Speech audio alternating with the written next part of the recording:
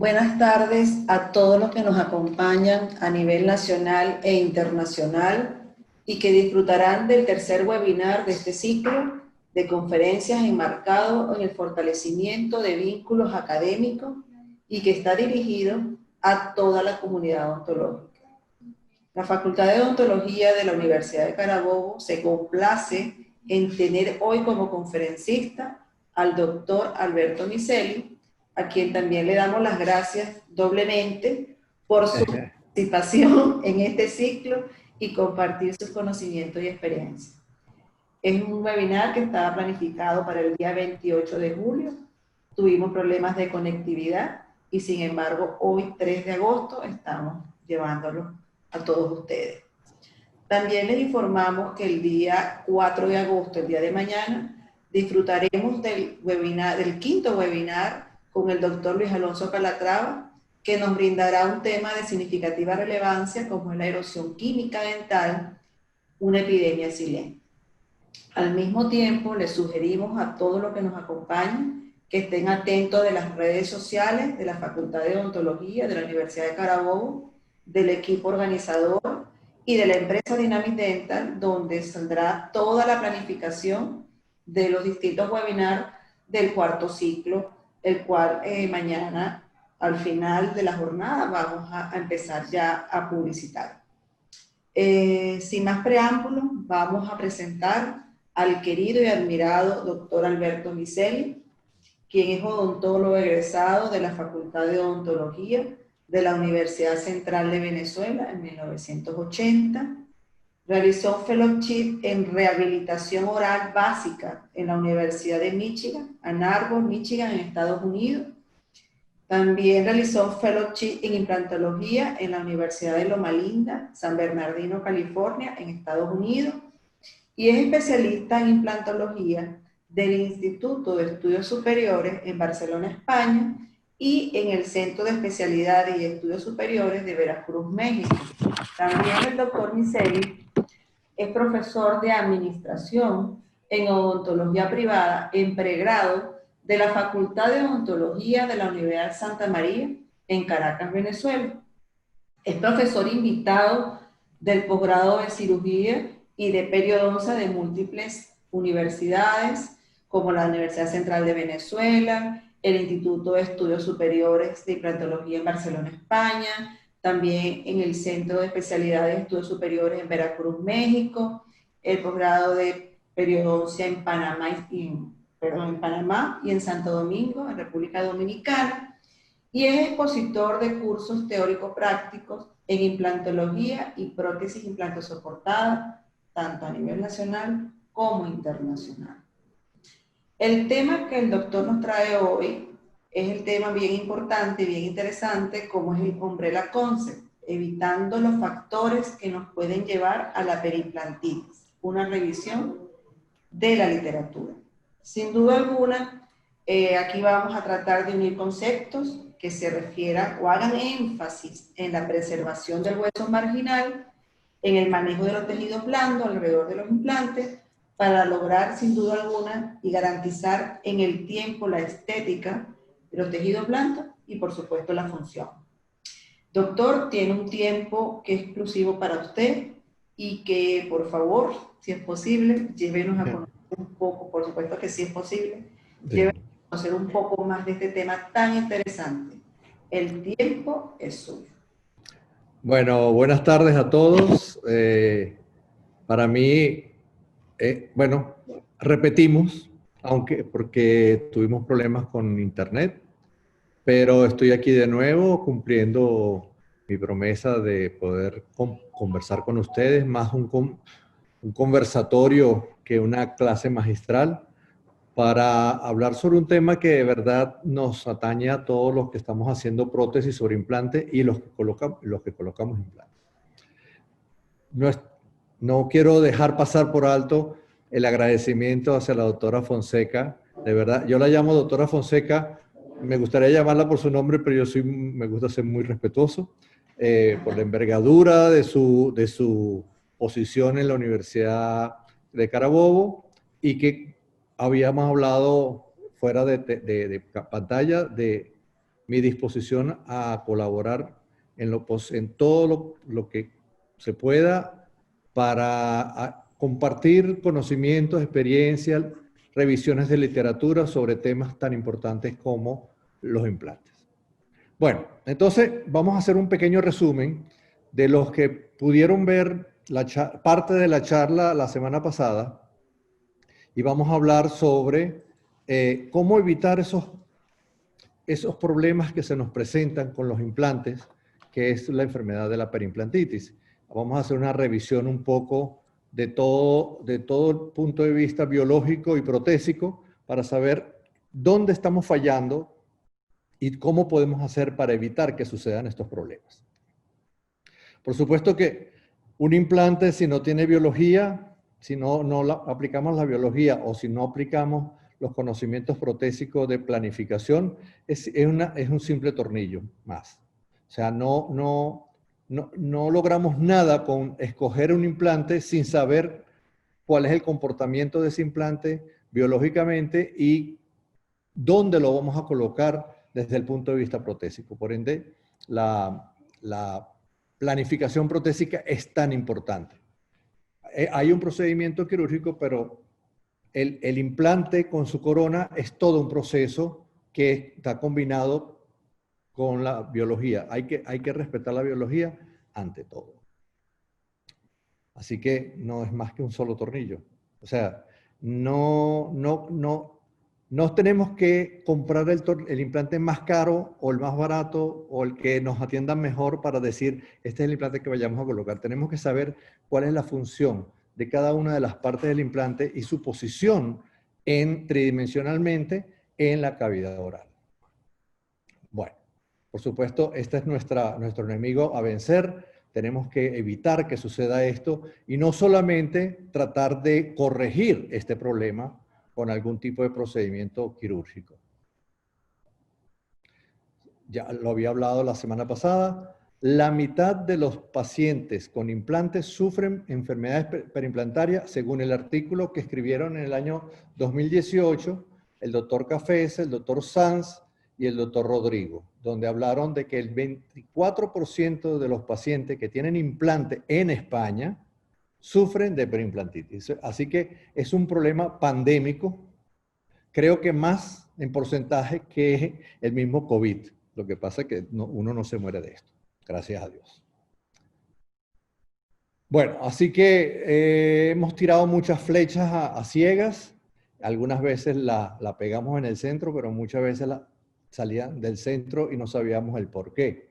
Así que vamos a tratar de ver qué pasó en todos estos años desde que comenzaron los implantes, que hemos tenido éxito en muchos casos y hemos tenido fracasos que han sido catastróficos, para dar un término bien importante, porque yo creo que la periimplantitis es un problema muy grave y que debemos entender que muchas veces nuestro éxito a veces no es mucho más difícil explicarlo que nuestros fracasos.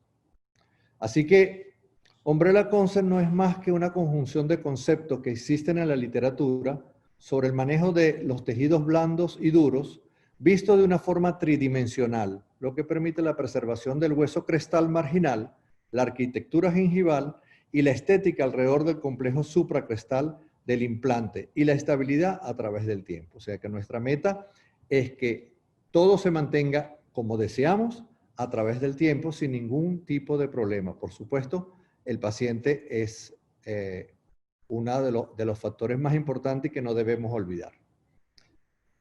Esta prevalencia de la periimplantitis es concerniente al paciente aproximadamente en un 18,5% según el artículo de Monge, donde habla que el 12% es sobre la posición del implante y yo añadiría cuánto porcentaje depende del operador, de cómo el operador enfoca todo el tratamiento desde la planificación, ejecución quirúrgica y ejecución protésica para poder tener éxito.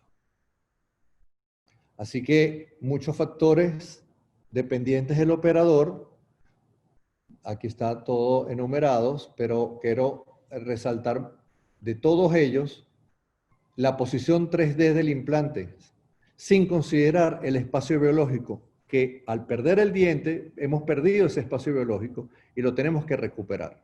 Si nosotros no respetamos ese espacio biológico, la naturaleza, la biología se va a encargar de crearlo por un fenómeno que se llama saucerización o remodelación ósea. Y eso va a hacer que se cree un espacio biológico. Pero a veces sucede que se pierde hueso alrededor de la superficie del implante donde supuestamente debería estar el hueso, que es en las espiras. Esas espiras tienen un tratamiento de la superficie y esa superficie no puede estar en contacto con los tejidos conectivos porque es un factor de inflamación crónica que va a traer los problemas que nosotros no queremos que sucedan, que es la mucositis y posteriormente la periimplantitis. Por supuesto que la carga, la sobrecarga, el trauma oclusal, que si no hacemos, disculpe un momentico que entra una llamada, que si no hacemos un buen provisional a la hora de comenzar a darle esa carga incremental, donde vamos a manejar los tejidos alrededor de ese implante, quizás comenzamos allí a tener los problemas. Y no podemos pensar que de un tornillo de cicatrización pasemos a una prótesis definitiva pensando que la prótesis definitiva va a solucionar todo. Muchas veces tenemos suerte. Y eso lo confieso porque lo hemos hecho por mucho tiempo y en algunos casos nos queda bien, pero en otros casos nos queda mal. ¿Por qué? Porque no nos dimos cuenta que no teníamos suficiente tejido mucoso por encima de la cabeza de la conexión del implante. Así que pasamos de un tornillo de cicatrización, donde los tejidos se organizan alrededor de él. Cuando retiramos el tornillo, vemos una imagen muy bonita con un tejido muy sano, bien organizado, pero esa no es la forma del perfil de emergencia del diente que vamos a restaurar. Así que nosotros tenemos que, desde ese punto, o desde el punto del tornillo de cicatrización, o previo a la cirugía, en la cirugía, nosotros podemos crear un perfil de emergencia adecuado, como se puede ver en la fotografía del lado derecho. Para poder obtener, según la zona donde vamos a restaurar, un perfil de emergencia, una cicatrización de los tejidos alrededor de ese provisional adecuado a la forma del diente que vayamos a restaurar. Así que vamos a crear papilas alrededor de los dos implantes, respetar la papila en contacto con el diente natural y podemos así crear no solamente un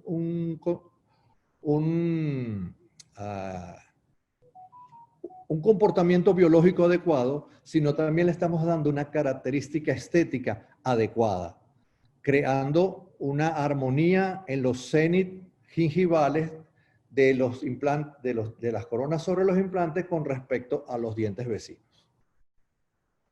En el artículo de Ernesto Lee, como lo hablaba la semana pasada, este es el segundo artículo que escribió sobre el tema, 10 años después del primero, donde habla de que hay que crear una cámara de coágulo, una zona de regeneración, donde allí el organismo, la biología, va a decidir qué tipo de tejido debe formarse. Generalmente se va a formar hueso y todo el complejo de tejido supracrestal. Tejido conectivo, epitelio de unión y surco. Eso todo lo va a hacer si nosotros le estamos dando ese espacio en la zona subcrítica suficiente para que se desarrollen esas tres partes. Así que el diseño de la corona, solamente la parte estética, la que el paciente ve, la que nosotros vemos, porque tenemos la cortina de la encía, es la ilusión óptica que nosotros como protecistas estamos creando. Pero por debajo de ella estamos creando, está todo una serie de factores y conceptos biológicos que debemos conocer y respetar. Por supuesto, si vamos a colocar un implante en un alvéolo fresco, o sea, extraemos el diente y vamos a colocar el implante, debemos saber primero que todo dónde está esa cresta ósea. Si tenemos una cresta ósea muy delgada, sabemos que tenemos que hacer algún procedimiento para poder engrosarla. La colocación más palatina del implante, como lo explicó bien la doctora Bernotti hace 2 semanas, ella explicó muy bien que el implante debía ser colocado más hacia lingual o hacia palatino para crear un espacio entre la cresta ósea vestibular y la superficie del implante, y ese gap rellenarlo con algún material para que sea óseo inductor, óseo conductor, para poder hacer que el hueso, el implante, sea rodeado por hueso, pero que la tabla ósea vestibular no desaparezca. Pero en cuanto a altura, tenemos que saber que si nosotros podemos medir dónde se encuentra la cresta ósea, nos va a decir cuál es el procedimiento a seguir. El implante debe estar colocado a una profundidad suficiente para crear un espacio biológico. Si el espacio biológico en un diente natural es muy cercano a los 3 milímetros, si tomamos en cuenta el surco gingival, en un implante es parecido, es muy parecido. Actualmente se está hablando de añadirle 1 milímetro más porque estamos colocando quizás el implante subcrestal en implantes que tienen las características para ser colocados en esa posición. Entonces, con este instrumento o una sonda periodontal milimetrada, podemos saber dónde se encuentra la cresta ósea vestibular y saber a qué profundidad vamos a colocar el implante. Pero si el paciente viene a la consulta con un tornillo de cicatrización, y cuando quitamos el tornillo de cicatrización, medimos, y esa distancia que hay entre ese contorno gingival, entre ese festoneado gingival que creó el tornillo de cicatrización y la plataforma del implante es menor de 3 milímetros, la biología se va a encargar de crearlo, a expensa de la superficie del implante. Quiere decir que el hueso se va a retirar, porque él necesita ese espacio biológico, que es un número, como yo digo, un número mágico, matemático o biológico, pero ese número se tiene que respetar. Así que no importa dónde es que está colocado el implante, si está colocado justacrestal o supracrestal o subcrestal, porque lo estamos viendo en una radiografía, sino también tenemos que medir cuál es la distancia que hay entre la plataforma del implante y el festoneado gingival, para poder tener una noción de cuál va a ser el futuro de ese implante. Muchas veces nos conseguimos que el implante, al sacar el tornillo de cicatrización, el implante lo estamos viendo casi a ras de la encía. Eso quiere decir que ese implante ya perdió hueso, porque no puede estar el hueso en la superficie. El hueso va a estar a 3 milímetros mínimo en condiciones de salud, sumergido debajo de ese surco gingival. Así que ese implante, si lo estamos viendo, quiere decir que ese implante ha perdido hueso, a menos que sea un implante con un diseño supracrestal y tenga una banda de superficie maquinada, lisa, que hace que nuestros tejidos blandos puedan estar en esa zona sin necesidad de que haya un proceso de inflamación. En Umbrella Concept, viendo estas situaciones que comenzamos a colocar los implantes subcrestales y saber el por qué estamos colocando un implante subcrestal, no es una cuestión de moda, es una cuestión de biología. ¿Qué queremos nosotros? Que ese implante, a través del tiempo, siempre se mantenga dentro del hueso y que los tejidos blandos que están por encima de esa cresta ósea estén suficientemente organizados para poder nutrir todo ese sistema o ese complejo supracrestal que va desde la plataforma del implante hasta el cénit de la corona, de la futura corona. Así que nuestros diseños de corona en la zona subcrítica, la zona subgingival, en la zona sumergida, tienen un diseño que difiere muchísimo a los diseños que hacíamos al inicio, tratando de crear una similitud con nuestro diente, nuestro diente que habíamos extraído, ¿no? Así que todo el concepto que está por debajo de ese tejido, de ese borde libre de la encía, hace que cambiemos nuestros conceptos de diseño en la prótesis. Y eso lo tiene que entender el cirujano, lo tiene que entender el protesista y lo tiene que entender también el técnico dental.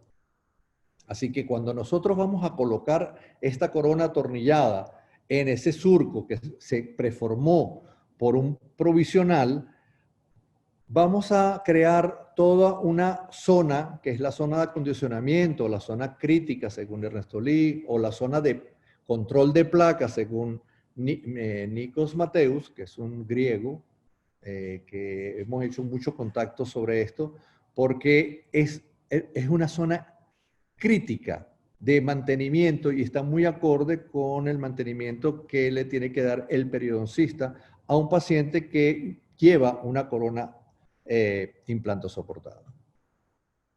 En la zona posterior, la biología se comporta igual. Así que en vez de hacer una corona con un contorno exagerado y quitarle espacio a los tejidos blandos, vamos a hacer una corona que estéticamente es igual a la del C-shape, pero en Umbrella Concept estamos dándole muchísimo más espacio a los tejidos. Imagínense una corona de un póntico ovoide. O sea, esa corona póntico ovoide va a entrar dentro del tejido blando en la zona edéntula para crear un efecto óptico de que la corona saliera del tejido. Nosotros los protesistas nos preocupamos mucho de eso porque queremos una estética final acorde con toda la armonía estética de la boca del paciente. Así que esa zona subcrítica debe ser cóncava para crear mucho más espacios para los tejidos, para tener una imagen como esta, donde vemos un tejido totalmente sano, y la corona tiene el perfil de un diente natural. Así que el cénit de esa corona está a la misma altura y en la misma distancia vestibular que las coronas que son vecinas a ella. En los dientes anteriores, por supuesto, tenemos que hacer una planificación para poder crear una armonía de la arquitectura gingival y el borde libre, el borde incisal de los dientes, para que haya una armonía en la sonrisa. Por supuesto, el labio tiene mucho que ver. A veces el labio nos va a favorecer porque es un labio largo y una sonrisa que enseña poco diente, pero siempre el paciente se va a levantar la franela, como digo yo, y se va a ver si hay abdominales o no hay. El paciente se le va a levantar el labio y no le va a gustar lo que está viendo. Pero biológicamente tenemos que entender que esa arquitectura tiene una razón de ser. Hay un espacio biológico en cada uno de ellos. En el lateral, en el diente 22, el paciente llegó con esa corona y algunas resinas en los demás dientes, y en esa corona debajo estaba un implante. Así que el implante es el que me va a marcar, a menos que esté en tan mala posición que vamos a prescindir de ese implante, lo tenemos que sacar y empezar de nuevo. Pero el implante estaba bien integrado, estaba en buena posición, pero un poco apical, que hacía que el lateral se viese en desarmonía con los demás dientes. Así que nosotros tuvimos que hacer todas unas modificaciones de la arquitectura gingival para poder hacer unos provisionales acorde con los parámetros de estética y poder ver que esa planificación nos va a ayudar a nosotros a poder crear un resultado mucho más estético, donde solamente se colocaron las 4 coronas anteriores, que eran los dientes más afectados, y los caninos no se tocaron. Pero mantuvimos los cénit de los caninos en una posición adecuada. Zonas edéntulas, extracción reciente, colocación de provisionales para conformar ese contorno subgingival, como si fueran ponticovoides, para no perder la papila, para no perder la arquitectura gingival, para colocar los implantes, o en el caso de que coloquemos los implantes inmediato a la extracción, podamos mantener esos tejidos como lo veíamos en sus dientes, cuando tenía sus dientes. Aquí vemos un tejido. Al retirar los provisionales, vemos un tejido grueso, el implante está a una profundidad adecuada, tenemos papilas, tanto entre los implantes como entre el implante y el diente, y podemos predecir que podemos tener un resultado estético adecuado. el diseño de nuestra corona provisional, la colocación de nuestras coronas en el momento de la instalación, y vemos cómo radiográficamente pasamos desde 2 dientes que tenían reabsorciones radiculares y fisuras, extracción de los dientes, colocación de los implantes, provisionalización, modificación de los provisionales hasta que los tejidos maduren y luego tomar impresión para poder hacer las coronas. Vemos cómo la cresta ósea marginal se ha mantenido, no se ha perdido hueso entre los 2 implantes, tenemos una altura de papila adecuada, así que, y puntos de contactos adecuados, acorde con los parámetros de Tarnow, que decía que más de 4,5 o 5 milímetros de la cresta ósea, no podíamos predecir una formación de papila. Bueno, entonces aparecen las preguntas. Las preguntas nos las hicimos la semana pasada. ¿Es posible lograr que el implante no pierda hueso? Este es un término que usa el doctor Thomas Linkevicius, que es Zero Bone Loss. Todos los implantes no deben perder hueso. O sea, ese es nuestro objetivo, nuestra meta. ¿Es la posición subcrestal del implante la correcta posición de 3D? Eso lo vamos a discutir si es verdad que el implante subcrestal es la posición correcta del implante. ¿La posición subcrestal del implante pierde hueso? ¿Por qué se habla de que el implante pierde hueso cuando se coloca subcrestal? Vamos a saber qué parte del hueso es que se pierde. Si se pierde hueso por encima de la plataforma del implante o se pierde por debajo de esa plataforma. La plataforma reducida o el platform switching preserva la cresta ósea. ¿Qué hace esa plataforma reducida para que esos tejidos se mantengan en esa posición, para que el hueso reciba esa nutrición de todo ese complejo de tejido que está por encima y vaya a mantenerse no solamente en esa posición, sino que también pueda crecer por encima de la plataforma? Como se puede ver en la radiografía del lado derecho del año 2017. Aquí se puede ver cómo desde el 2015, que fue el momento que se colocó el implante, se colocó un tornillo de cicatrización con un perfil divergente, demasiado divergente para mi gusto, pero en ese entonces eso no es lo que poníamos porque tampoco sabíamos mucho. Reducimos la plataforma, el perfil de emergencia de ese pilar y logramos que 5 años después tengamos hueso por encima de esa plataforma. Eso nos está diciendo de que algo hicimos de bien. Y entonces hay que analizar qué fue lo que hicimos para que esa situación suceda y no que suceda todo lo contrario, que el implante perdiera. Ahora sabemos que si nosotros colocamos una corona con un perfil de divergencia de más de 45 grados, vamos a perder hueso en la cresta ósea marginal. ¿Por qué? Porque le estamos dando poco espacio a los tejidos blandos.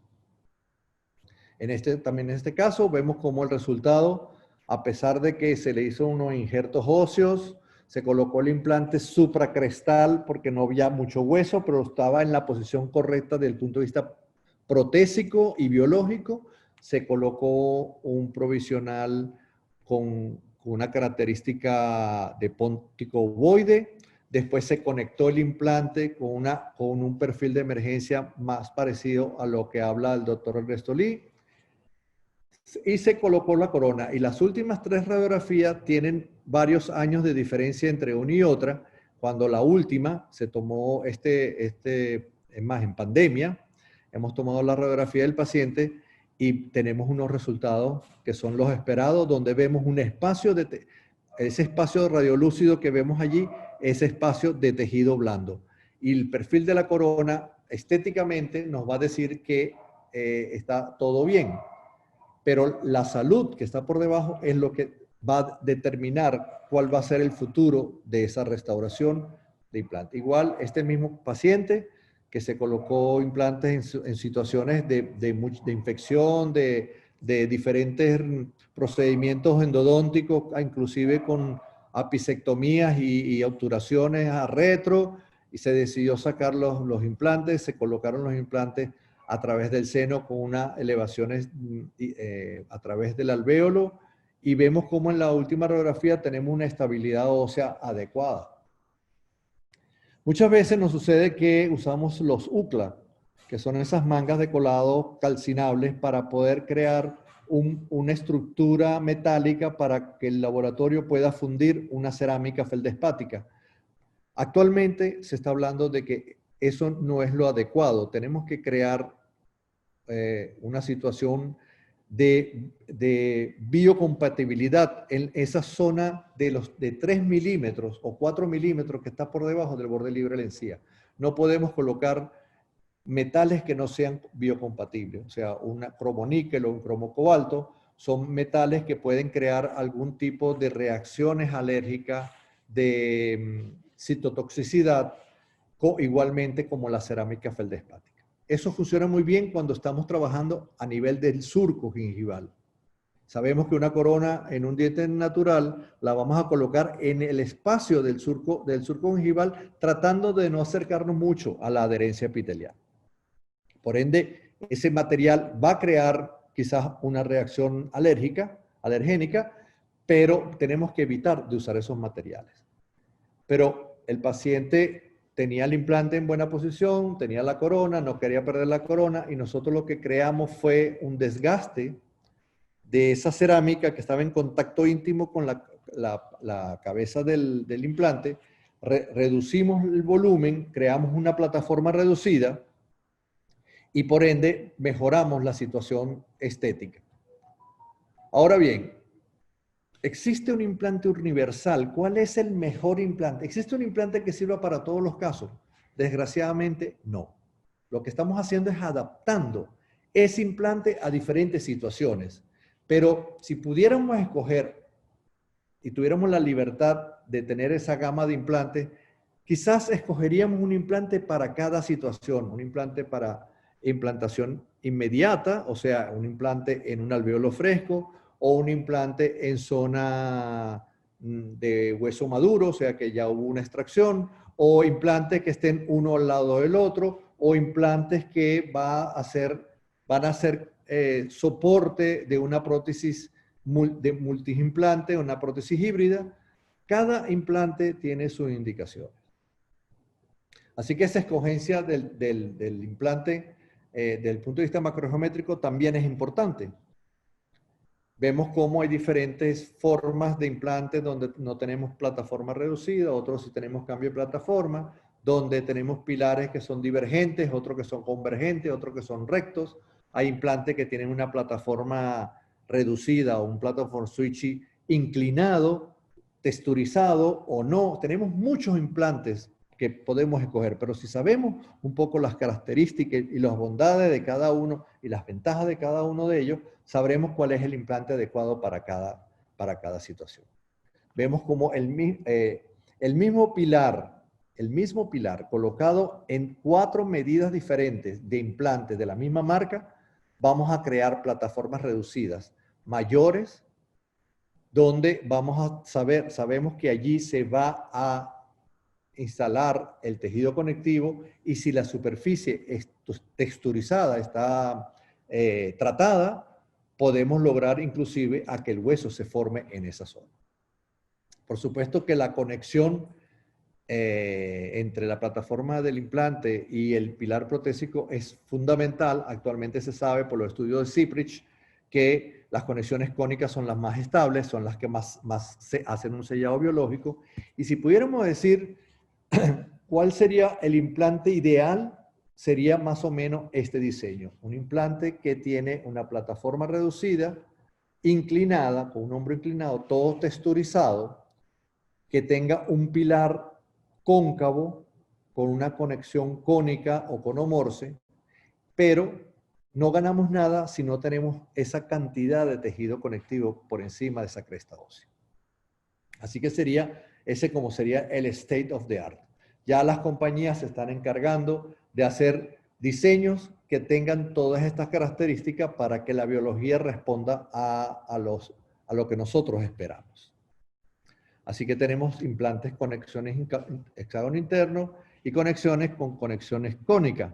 Entonces empieza como que la satanización de los implantes. Primero satanizamos los implantes de hexágono externo. Ahora estamos satanizando los implantes de hexágono interno. Y que ahora decimos que los implantes cónicos son los mejores. Todo depende cómo es la conexión entre la parte protésica y la parte del implante. Si tenemos un hexágono interno, y tenemos que esa parte protésica se apoya sobre el implante, sobre un plano inclinado donde me selle y me dé estabilidad coaxial en las fuerzas masticatorias, vamos a tener un implante que funciona muy bien. Que no sea un implante adecuado para colocarlo subcrestal, tenemos que discutir esa situación. Un implante puede ser colocado subcrestal, aún teniendo la conexión hexágono interno. Lo que pasa es que la biología se va a encargar de llevar el hueso hasta la línea de la conexión, la interfase entre la parte protésica y el implante. ¿Por qué?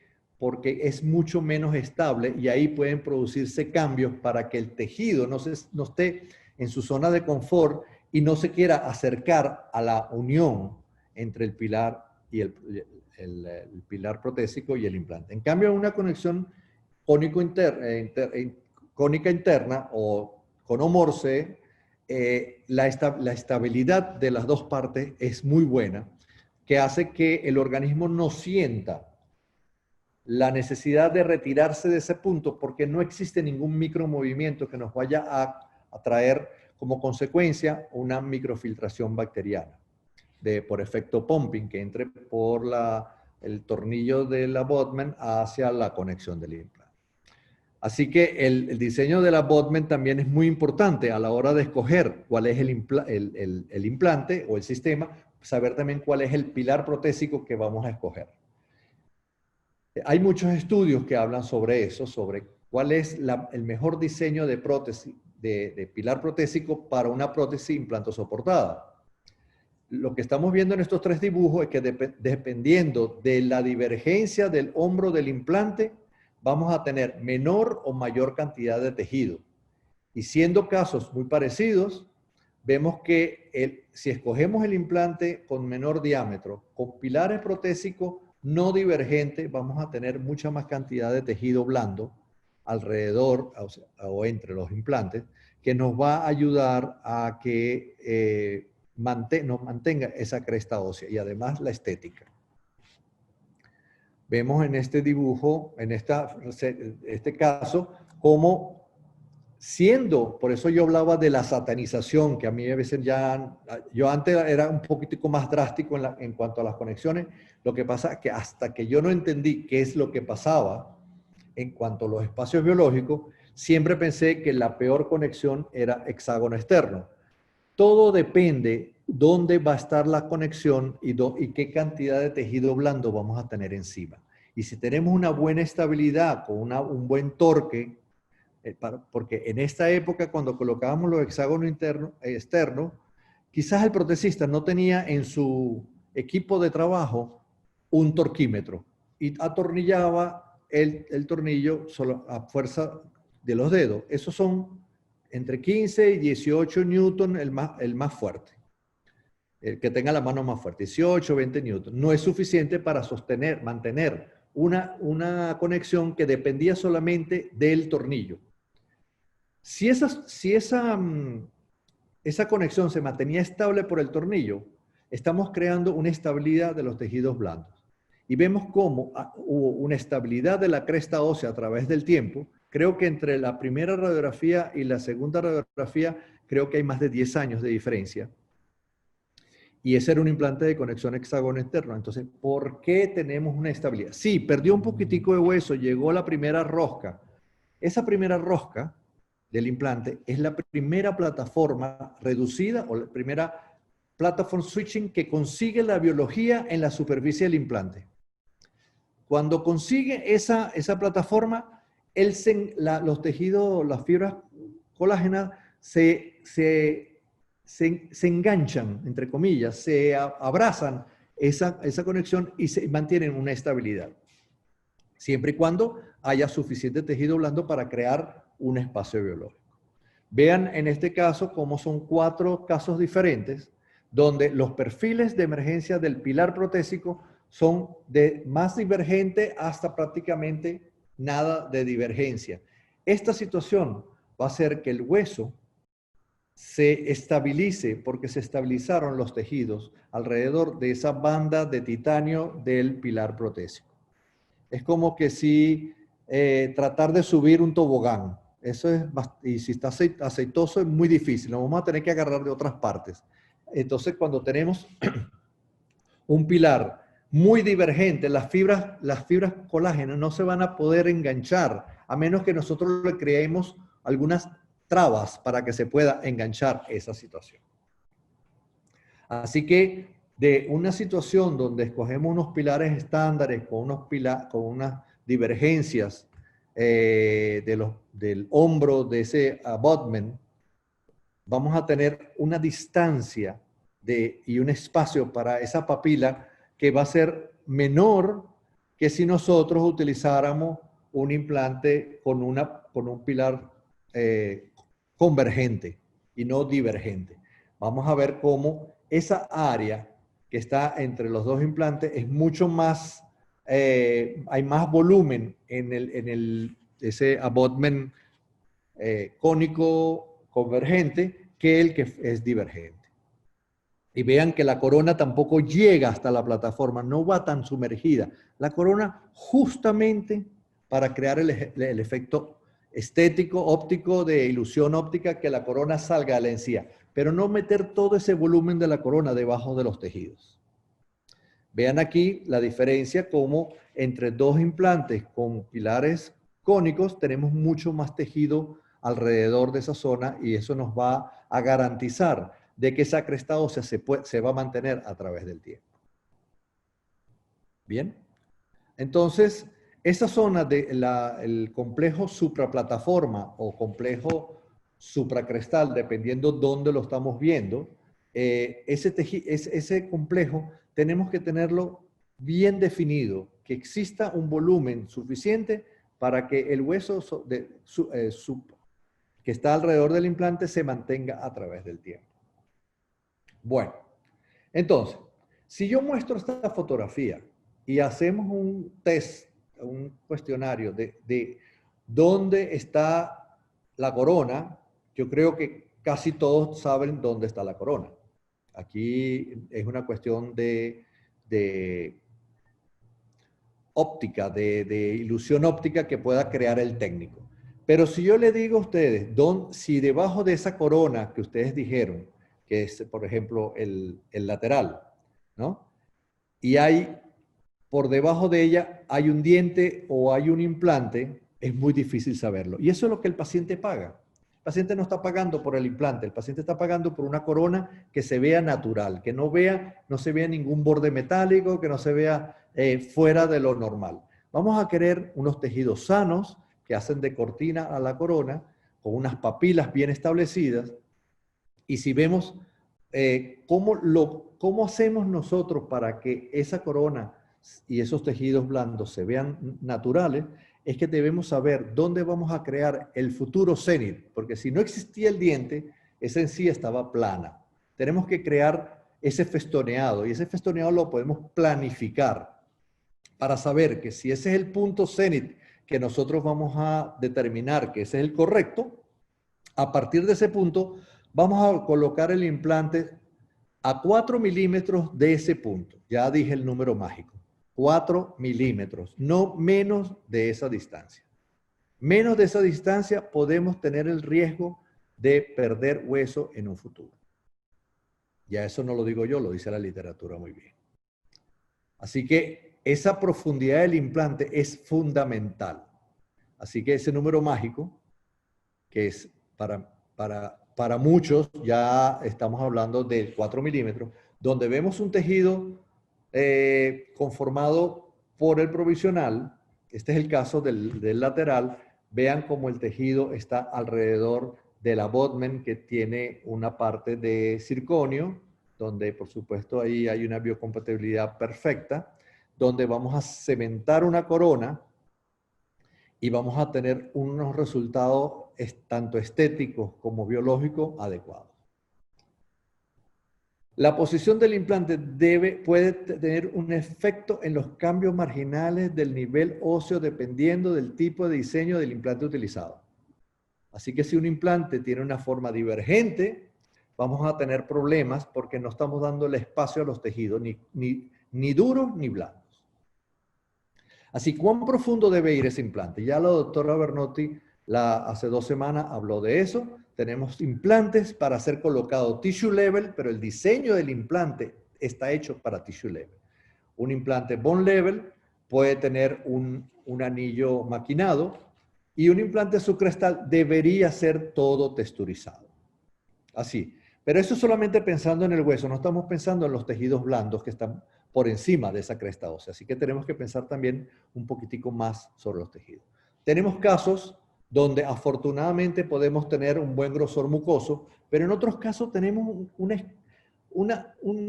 una telita de tejido mucoso sobre esa zona edéntula que puede llegar a 1,5 milímetros cuando mucho, y eso allí tenemos que poner el implante en una posición o tenemos que hacer algo para que aumente ese volumen de tejido. Entonces, si tenemos este caso donde tenemos 3 milímetros, que sería, vamos a decir, lo ideal, el implante pudiera colocarse a nivel de cresta ósea. Es más, así nos enseñaron. Si tenemos 3 milímetros, pongámoslo justacrestal, que ahí va a ir bien. Pero no estamos pensando protésicamente, ni tampoco estamos pensando en biología. Tenemos que entender que tenemos que saber dónde se encuentra, porque recuérdense que vamos a hacer una prótesis, y esa prótesis tiene que ser estética, tiene que estar acorde con los niveles de la encía del diente que vamos a restaurar. Si vamos a colocar un premolar, sabemos que el premolar no puede estar tan profundo como el cénit de un canino, y el segundo premolar debe tener la misma altura que el primer premolar, y así vamos. Entonces, tenemos que saber dónde se encuentra la línea melocementaria, dónde se encuentra la cresta ósea de ese diente vecino, para determinar cuál sería ese espacio biológico. Y si vamos a colocar un implante en esa zona, tenemos que saber que ese fresado va a depender de dónde estará el futuro cénit gingival de esa corona. Así que tenemos que hacer una planificación protésica, sea digital, sea analógica, con un encerado virtual o un encerado con cera, aplicándole cera a un modelo de yeso y ver dónde va a quedar ese cénit que se vea estético, que corresponda al cénit del diente vecino, y entonces por allí calcular los 3 o 4 milímetros que queremos de espacio biológico para colocar el implante entonces subcrestal. Ya habíamos pensado que era crestal, ahora nos estamos dando cuenta que necesitamos colocar el implante subcrestal. ¿Por qué? Porque tenemos que crear ese espacio biológico. Por ende, la colocación del implante subcrestal depende del espacio biológico que necesitamos, dependiendo de la planificación protésica. De otra manera, podemos tener suerte y podemos pegar la flecha al blanco, pero probablemente esa flecha no la peguemos ni de broma.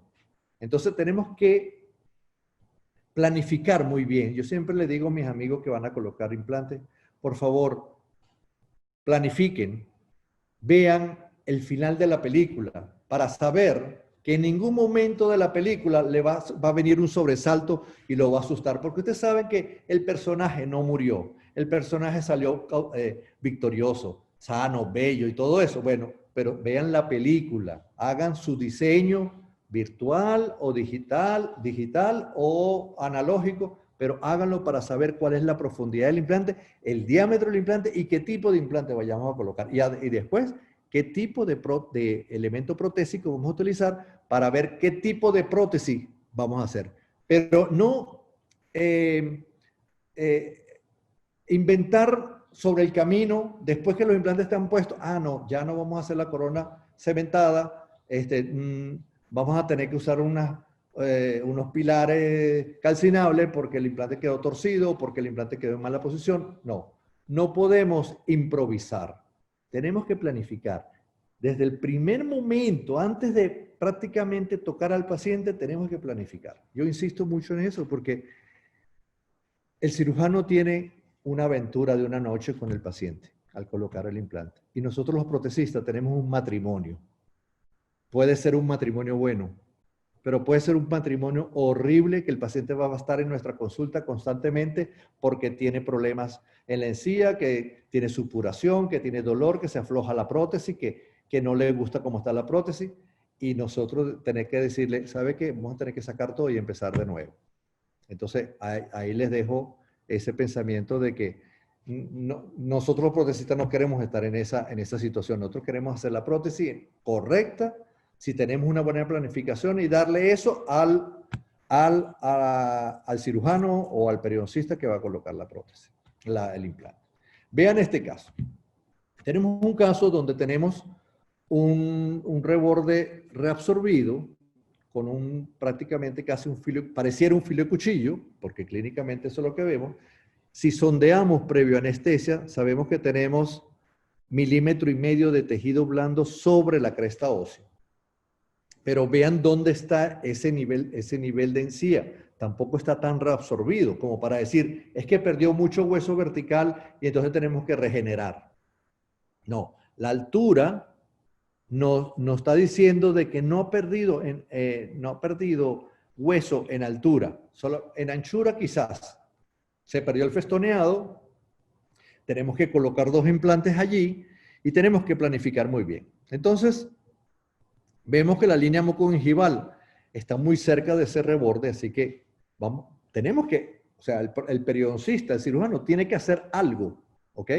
Pero para que vean, en este caso, lo muestro mucho en mi charla porque es un caso donde vamos a entender la biología. ¿Qué procedimiento deberíamos hacer nosotros previos para colocar el implante? Entonces, vemos la radiografía, cambiamos un poco el tono de grises y podemos medir, si es una radiografía por radiovisiógrafo, podemos medir cuál es el grosor de la mucosa y vemos que tiene un promedio de 1,5, 1,6.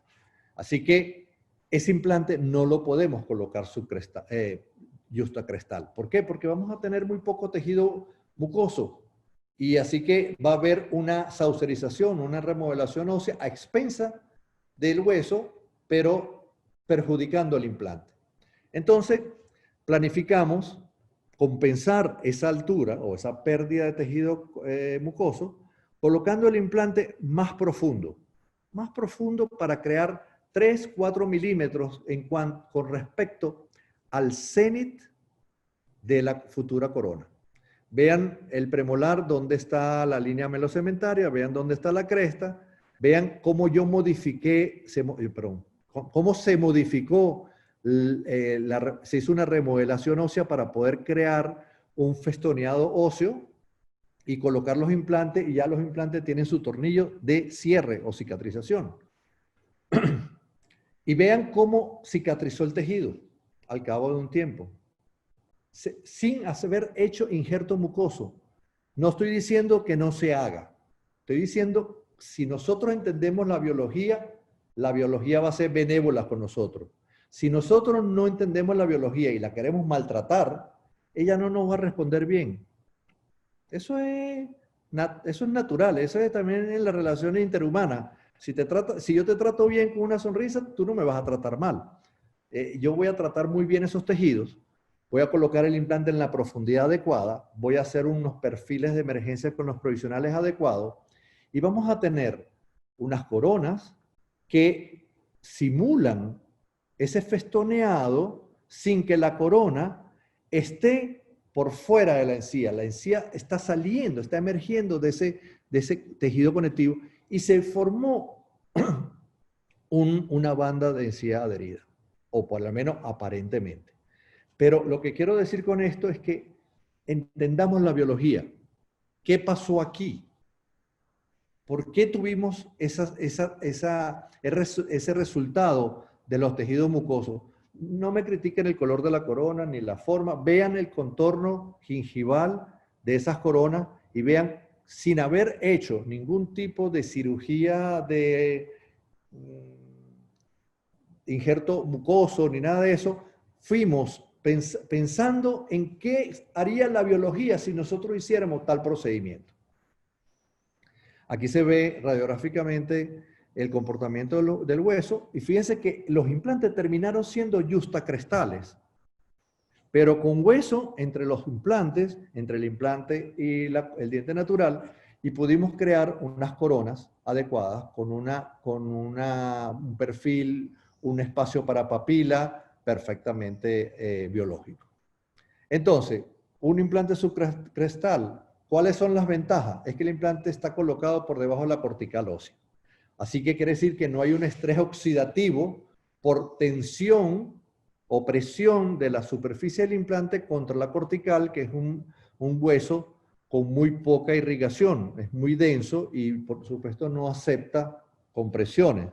Por ende, en situaciones donde tenemos un hueso de cortical muy gruesa y vamos a colocar un implante, el usar esa pieza que antes existía en casi todos los kits quirúrgicos, que era ¿cómo se llama eso? Era un conformador de perfil óseo, o sea, me sale el nombre ahorita. ¿Perdón? Un countersink. Bueno, pero es un término inglés. Es quitar hueso en la zona cortical para que el implante no toque, para que se forme un coágulo y en esa cámara de coágulo se organicen los tejidos para formar el hueso necesario. Entonces tenemos comportamiento de la cicatrización ósea, donde dependiendo si es un implante de hexágono interno o un implante de cónico. Si voy a colocar un implante, yo siempre voy a tratar de voy a querer que me lo coloquen por debajo de la cresta. La biología se va a encargar de decidir hasta dónde va a llegar el hueso.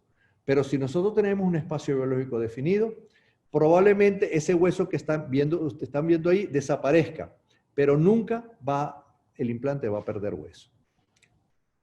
Bien. Vean aquí en esta situación donde colocamos el implante, pero con el countersink quitamos hueso para que la superficie del implante no haga compresión sobre esa cortical, que es lo primero que se va a perder en el momento de cicatrizar. Nos ayudamos mucho del cérvico, que es un elemento de cicatrización individualizado para cada zona, y le colocamos una membrana de PRF o PRF plug, que es como un elemento que nos va a ayudar a aumentar la angiogénesis de esa zona y va a hacer que cicatrice todo mejor.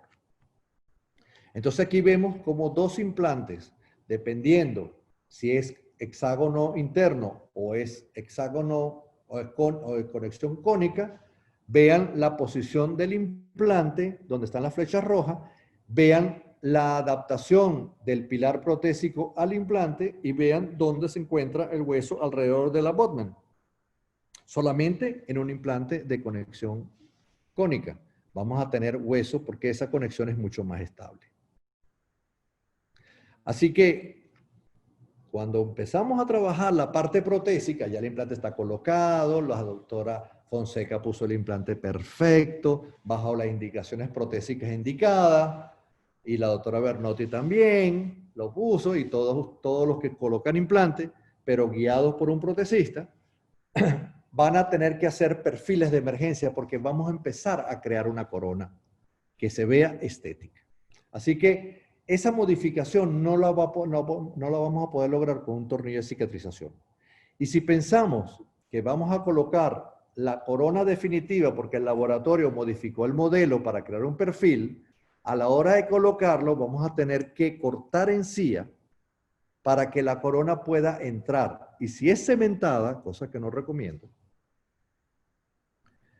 voy a tener que hacer mucha compresión con los tejidos, porque el tejido tiene que expandirse. Entonces voy a tener que hacer unos cortes. Así que voy a tener que poner anestesia. Y yo prefiero que mi tejido haya cicatrizado con la forma que yo le di, quizás en el momento del acto quirúrgico de colocación de implante, y posteriormente tomar la impresión de esa forma de tejido que yo creé con el provisional para que el laboratorio no tenga que inventar ningún perfil de emergencia, no tiene que tallar el modelo para crear una corona.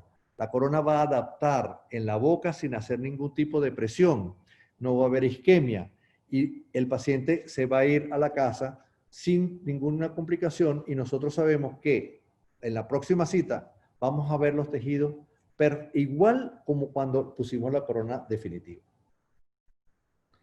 Entonces, tenemos que pasar de una situación con el tornillo de cicatrización a una situación con un perfil de emergencia adecuado. Así que existe un artículo de Busser donde habla de la fuerza dinámica de compresión. ¿Cómo podemos hacer nosotros para que protésicamente podamos manipular los tejidos y darle la forma que nosotros consideramos? ¿Cómo podemos cerrar un triángulo negro tan poco estético entre dos centrales y lograr hacer que con la simple modificación del perfil de emergencia de las coronas o la corona podamos lograr cerrar ese espacio porque empujamos los tejidos, dicho coloquialmente. Así que vemos cómo ese diseño de la corona en la zona subcrítica nos va a permitir que el tejido que está por debajo, que se está cicatrizando, especialmente en un implante inmediato, podamos permitir que el hueso crezca hasta donde esté en su zona de confort.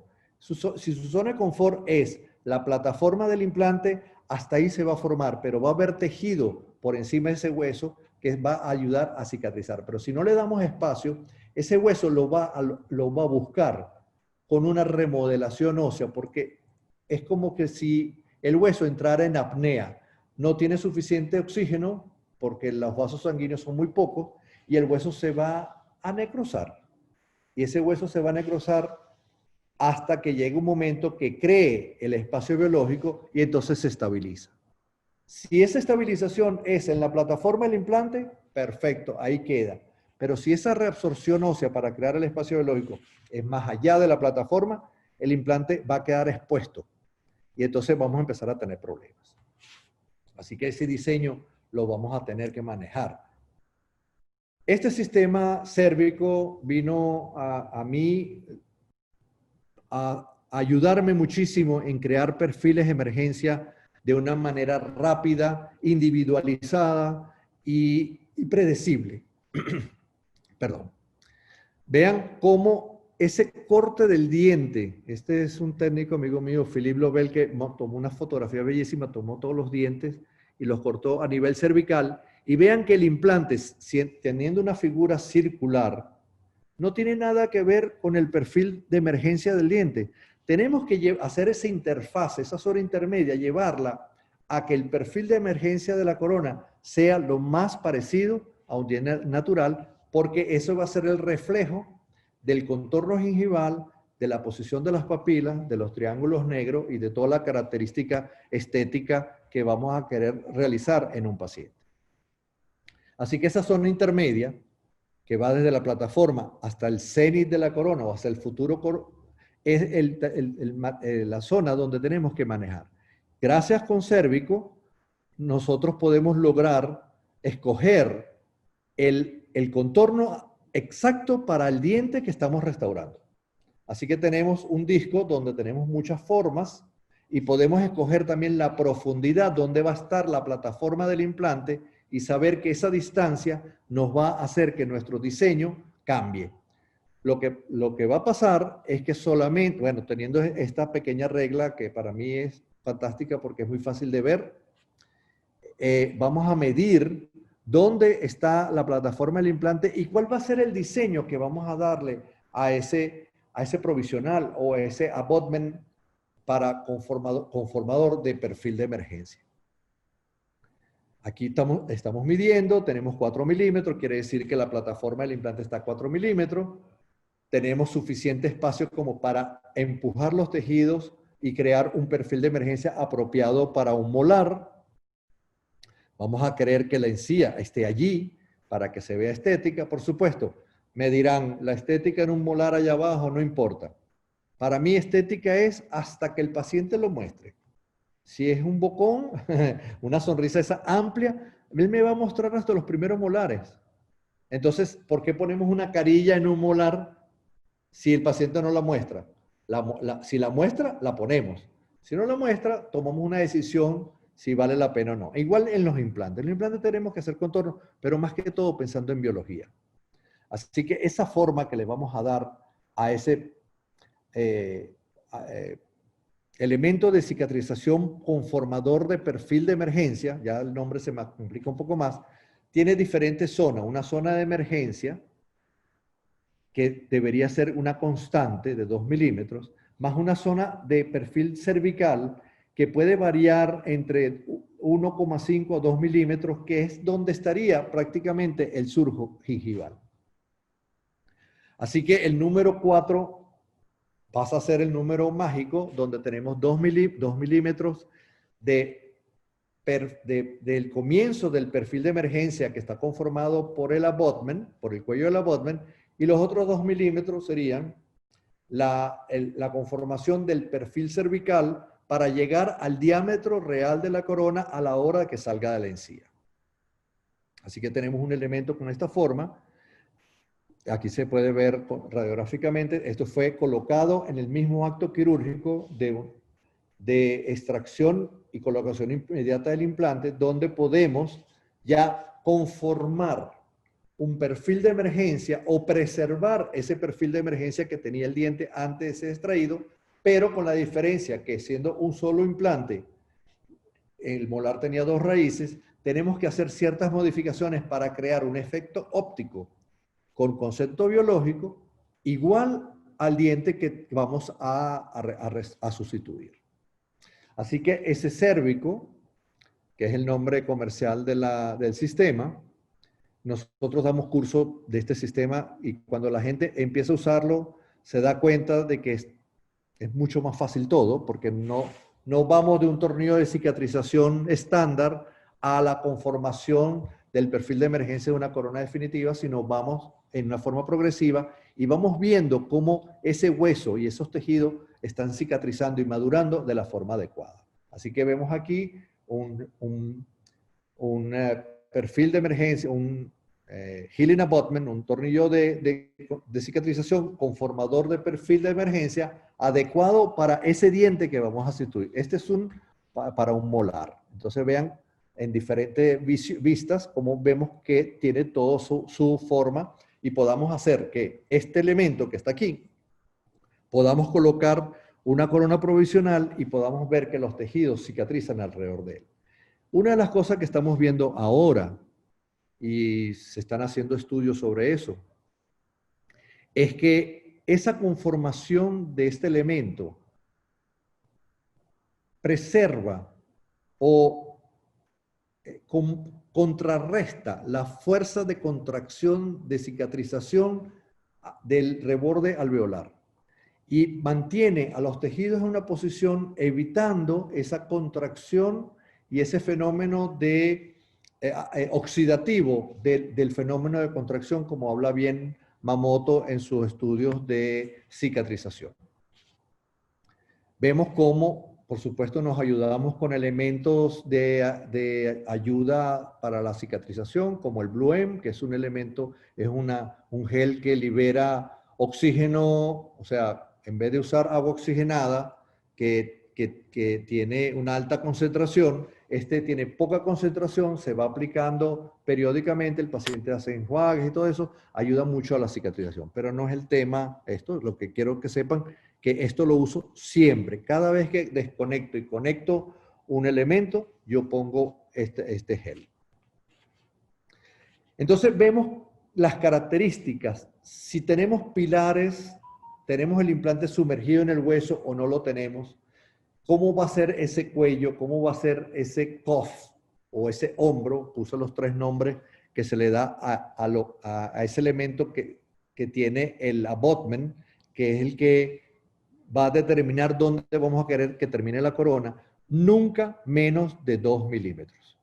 Si tenemos menos de 1 milímetro, tenemos que suponer que el hueso se va a remodelar por falta de espacio para los tejidos blandos y va a hacer que el hueso se pierda, pero quizás llegue hasta la plataforma del implante. Vean la de la fotografía de la derecha, como el implante, 5 años después, el hueso creció arriba del implante. Y ese no es un implante, aunque es de conexión cónica, tiene una banda maquinada de medio milímetro que supuestamente debería estar el tejido blando allí.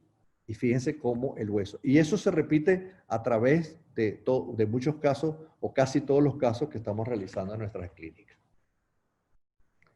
Vemos cómo el cambio del pilar hace que también, por lo menos vean en este caso, el hueso llegó hasta la zona texturizada y mantuvo en zonas de tejido conectivo ese collar pulido que está en el rectángulo rojo, ¿no? Vean, ahí está. Ese implante está en la posición correcta, el hueso está en la zona texturizada y el tejido conectivo está en la zona pulida. En este caso vemos cómo pasamos de la colocación del implante, colocación del perfil de emergencia inmediato, no se ve como un vacío porque este pilar protésico provisional tiene una funda de PIC que hace que no se vea radiográficamente. Luego se toma la impresión reproduciendo el perfil de ese elemento cicatrizal y vamos a colocar una corona y vean que esta corona tiene aproximadamente 6 u 8 meses de colocada y el hueso no se ha reabsorbido por nada. Eso quiere decir que estamos dando un respeto a los tejidos blandos. Que por supuesto, ese pilar me gustaría que fuera un poquitico más divergente. Desgraciadamente las casas comerciales no me hacen caso. Yo quiero pilares rectos y siguen haciéndolo divergentes. Pero bueno, tenemos que trabajar con lo que tenemos y a veces tenemos que modificar. Bueno, en este videito, y ya vamos a terminar, vamos a ver cómo un caso donde vamos a colocar los implantes todos a nivel de hueso, pero con diferentes espesores mucosos, cuál va a ser el comportamiento tanto del tejido conectivo como del tejido óseo. Vamos a colocar el implante y como tenemos un solo milímetro, se va a formar un espacio biológico y a la hora de conectarlo, porque eso sucede generalmente cuando estamos conectándolo con el medio bucal, con un tornillo de cicatrización, con un provisional o con un elemento de conformador de perfil, vamos a ver cómo el hueso se reabsorbe para crear esos 3 milímetros de espacio biológico. Vamos a ver cómo se pierde hueso y la superficie del implante texturizada queda en contacto con el tejido conectivo. Final de la película, perimplantitis. ¿Estamos de acuerdo? Segundo caso, tenemos 2 milímetros, conectamos, va a haber una remodelación para crear los 3 milímetros.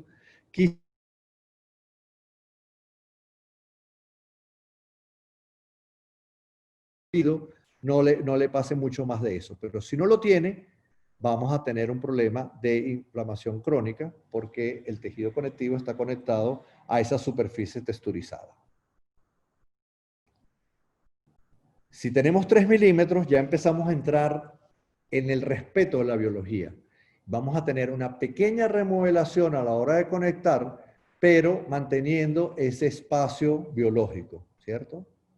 De 0,5, una pérdida, que eso es bastante normal, y vamos a perder ligeramente 0,5 milímetros de hueso, pero no vamos a tener ningún mayor problema.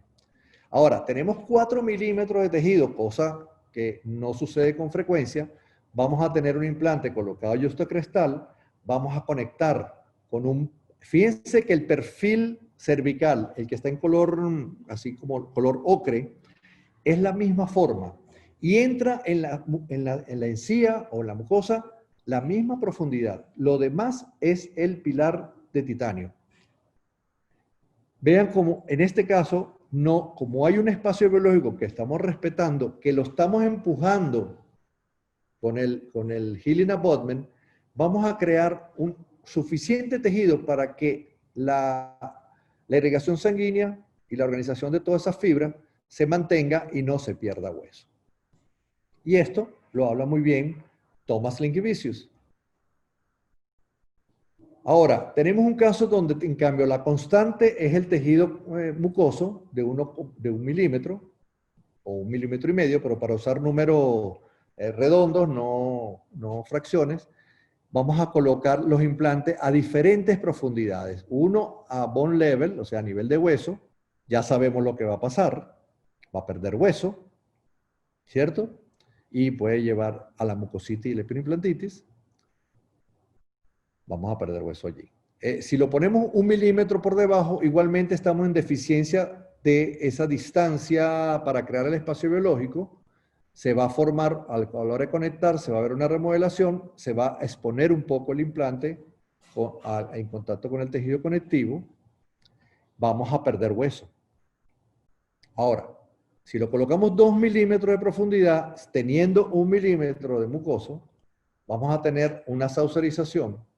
Va a haber pérdida de hueso para crear esos 3 milímetros y probablemente la reabsorción ósea llegue hasta la plataforma del implante. Por ende, no va a haber esa pérdida ósea que afecte el implante. Ahora, si lo colocamos 3 milímetros, esto es un supuesto, ¿verdad? Porque no hicimos nada a los tejidos conectivos. Lo colocamos a 3 milímetros, como el caso que mostré anteriormente. Lo conectamos, el hueso va a reabsorberse, pero luego después va a crecer, se va a remodelar con la posición ósea y quizás tape la conexión, si el implante, por ser conexión cónica, es una conexión estable que puede estar por debajo del hueso. Bien, entonces, esto sucede, entonces, como efecto positivo o negativo en la parte protésica. ¿Por qué nosotros entonces tenemos resultados negativos? Porque el implante no fue sumergido lo suficiente o no tomamos en consideración la cantidad de tejido conectivo que había o de tejido mucoso que había por encima de esa cresta ósea a la hora de planificar. Entonces vean cómo todos los 4 implantes van a tener ese volumen de tejido, ¿verdad? Ese contorno, pero van a perder hueso. El primer implante perdió 2 milímetros, 2 milímetros. El otro también perdió 2 milímetros y se expuso poco el implante. Fíjense cuánto se expuso el primer implante. Vean, el tercer implante no perdió hueso, el hueso quedó a la cresta, eso está bastante bien. Estamos en el borderline, o sea, en la zona crítica, y cuando lo colocamos 3 milímetros, vamos a tener un hueso que va a crecer sobre la plataforma. Así que podemos predecir cuál de estos 4 implantes va a tener éxito y cuál va a fracasar. Aquí se puede ver de otra manera cómo un implante que se coloca, se puso el tornillo de cicatrización, hacemos la planificación protésica después que esté colocado el implante, cosa errada, y nos vamos a dar cuenta que el cénit de la corona va a estar prácticamente casi a la misma altura de la plataforma del implante. Y si queremos hacer una corona que se vea bonita, vamos a tener que montar la corona encima de la encía. Así que vamos a crear un nicho de acumulación de placa bacteriana que va a hacer que se pierda el hueso. ¿Ok? Así que esa saucerización creará una remodelación ósea, un espacio biológico, a expensa del implante, exponiendo la superficie del mismo. Resultado, perimplantitis.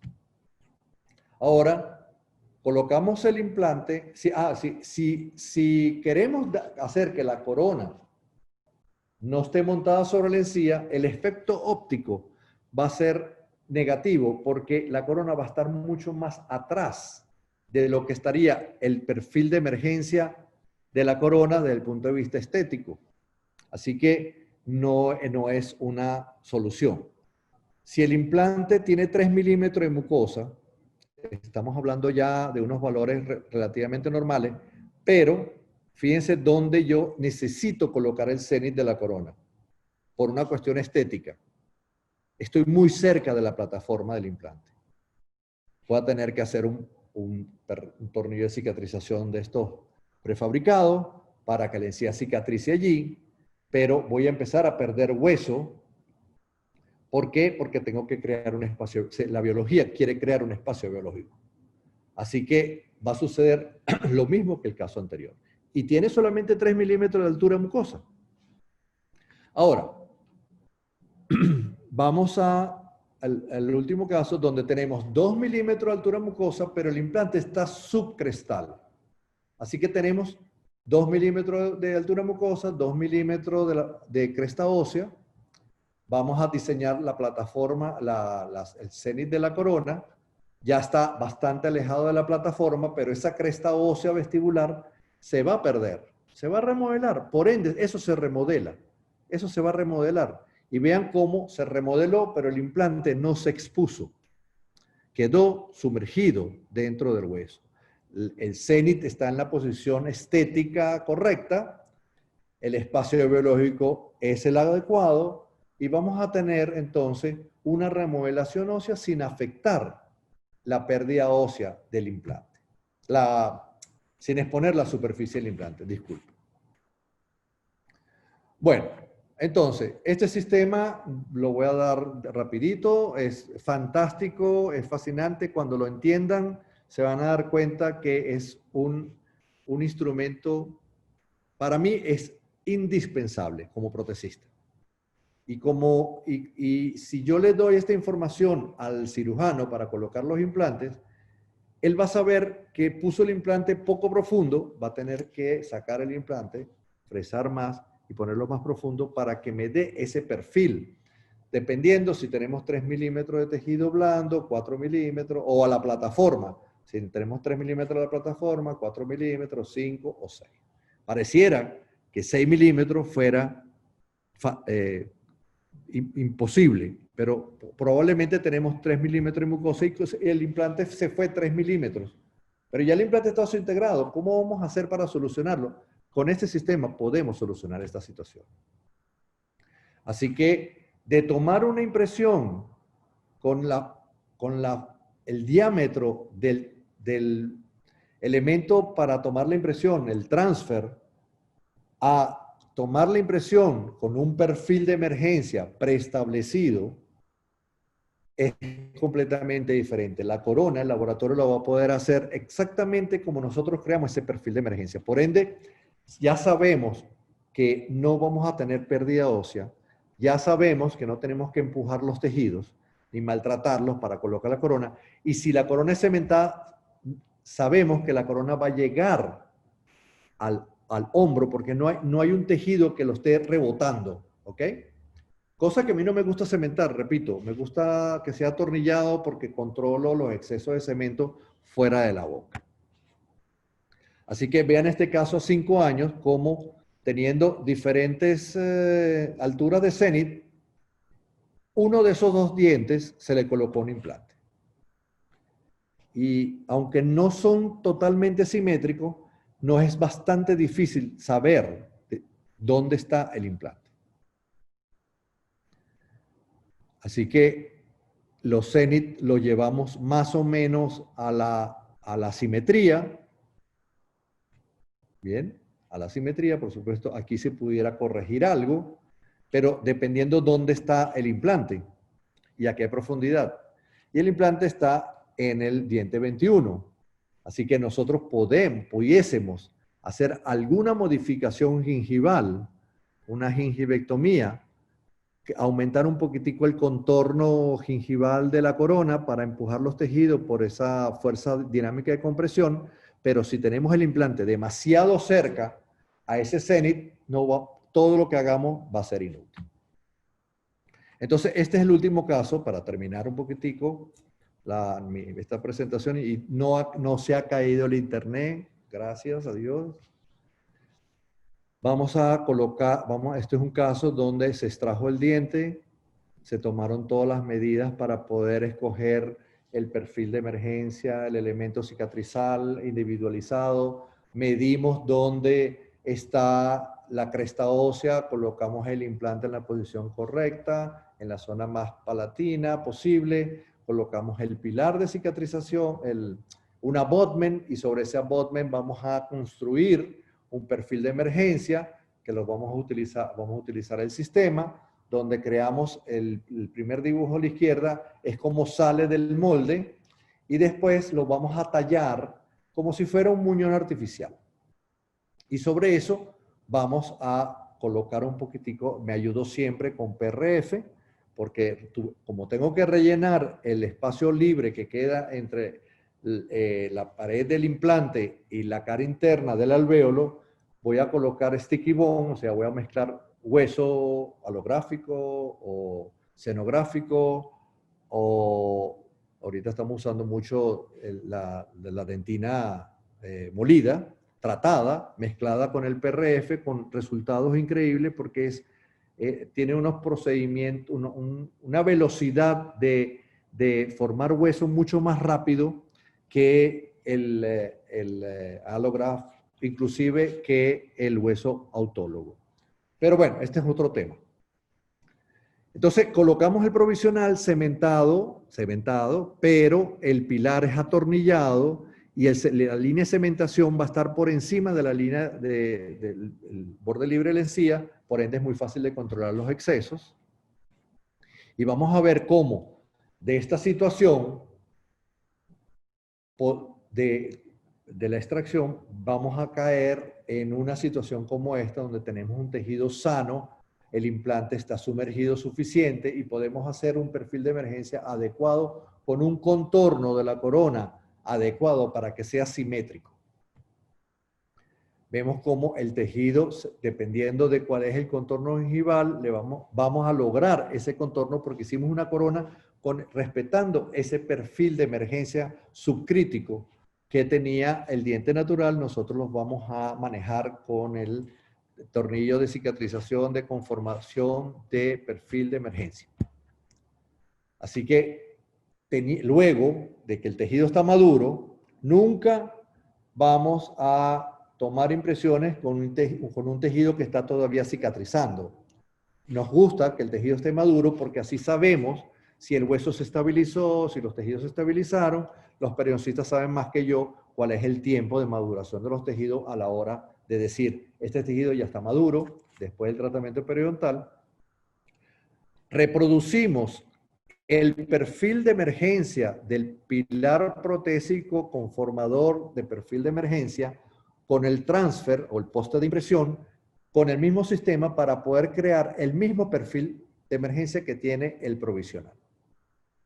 Así que cuando lo colocamos en boca no estamos creando ninguna compresión, ninguna isquemia, es la misma forma que tiene la corona provisional, su gingival. Tomamos la impresión, vemos cómo esta parte azul que se hizo con esta resina por una cuestión que se viera más claro, más definido, toda esa zona azul es lo que está por debajo de las zonas críticas, o sea, es la zona subcrítica.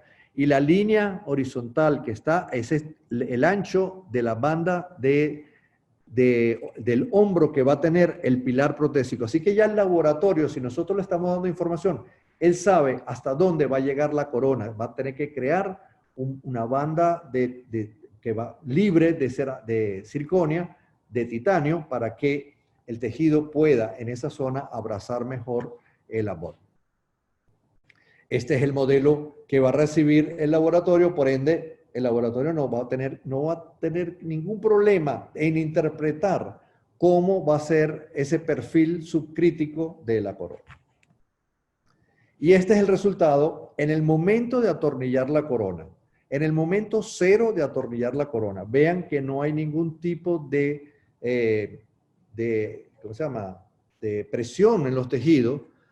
No va a haber ninguna zona isquémica que vaya a producirse, que tampoco el paciente tiene que irse a la casa con una zona isquémica. Nunca el paciente tiene que irse a la casa con una zona isquémica. Tenemos que esperar y sin 5, a mí me preguntan, ¿cuánto tiempo? Le digo, bueno, el tiempo que tú aguantes debajo del agua sin respirar. Así yo pienso que los tejidos deben responder, ¿no?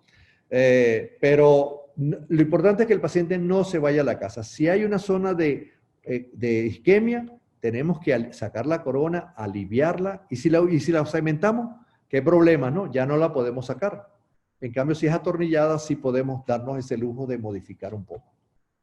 Bueno, ¿qué nos vamos a llevar para la casa el día de hoy o para nuestra clínica? Son 7 puntos, aquí hay 6, pero el primer punto es que la posición del implante 3D no es negociable. No hay una posición alterna buena, es una sola y tenemos que determinarla. El grosor mucoso es mandatorio, así que el volumen de tejido, el fenotipo que tiene el paciente, o lo mejoramos si está en deficiencia con algún injerto, o tenemos que colocar el implante en una zona más palatina, con algún tipo de manipulación de los tejidos, pero es mandatorio, porque eso es lo que da la nutrición. La posición del implante 4 milímetros por debajo del borde libre de la encía. De ese borde libre de la encía que nosotros vamos a crear o que existe porque sacamos el diente. No fuimos agresivos, no hicimos porque si hacemos un colgajo, podemos perder esos parámetros. Tenemos que tenerlo preestablecido quizás con la guía quirúrgica, de que ese es el punto cenit y de ahí hacia apical 4 milímetros.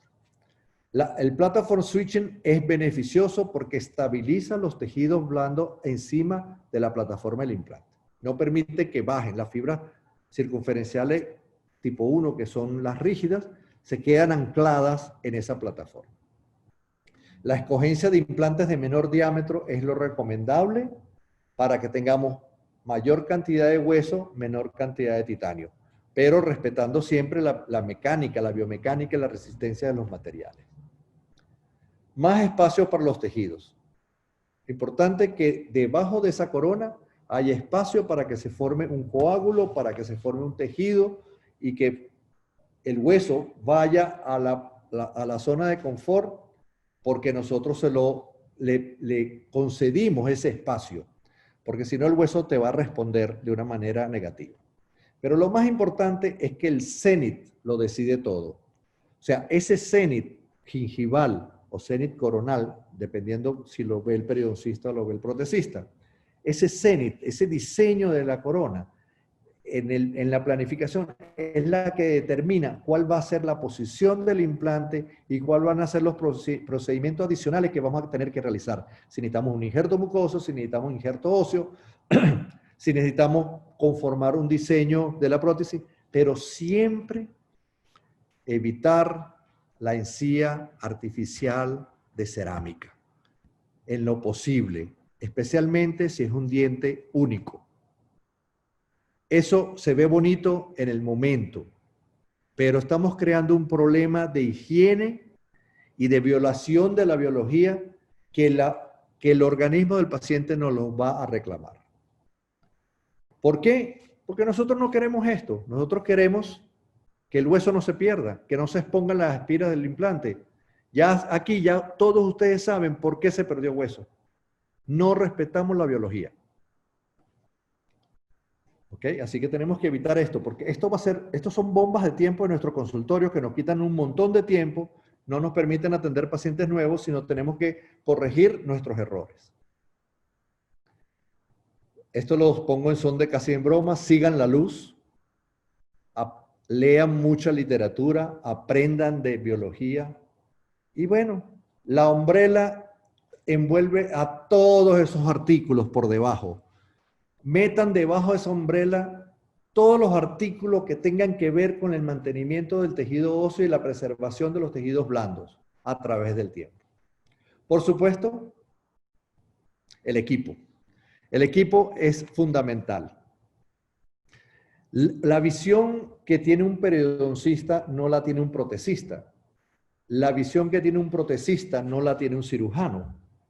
Y la visión que tiene un cirujano no la tiene un protesista.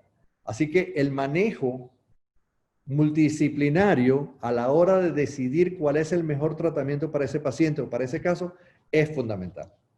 Yo agradezco mucho a la doctora Bernotti que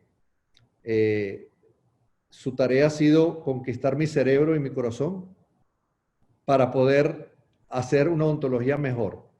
La implantología es mi pasión, la prótesis es mi pasión, pero mi pasión más grande es tener éxito y ver que mis pacientes no caigan en el terreno de la perimplantitis. Así que Le agradezco infinitamente el tiempo que han estado sentados en su silla viéndome, si lo han visto, acostados también, porque habrá gente que estará acostadita ahorita viendo, que no se hayan dormido. Espero que le haya gustado mi conferencia. Y bueno, y cualquier pregunta, estoy a la orden. Mi correo electrónico es dentalmiss@gmail.com y estoy en Facebook, estoy en Instagram, así que estoy a la orden para todos.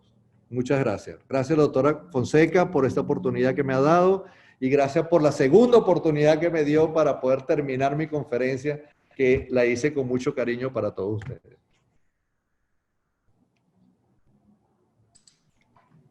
Doctor, muchísimas gracias. Realmente fue una conferencia excelente, excelente, didáctica, clara.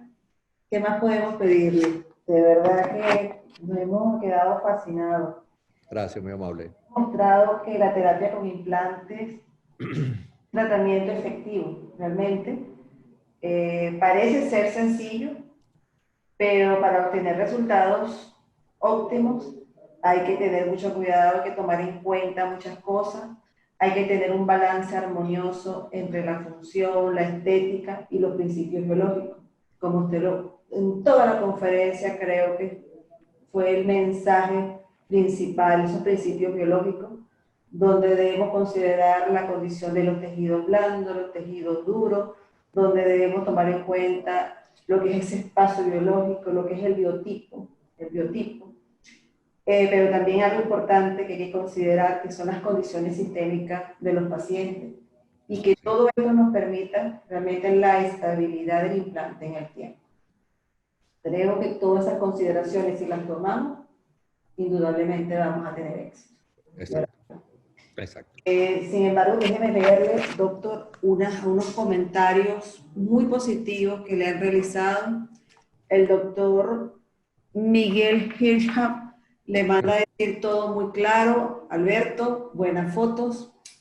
Le dicen también por acá, conferencia excelente, muy didáctica y clara.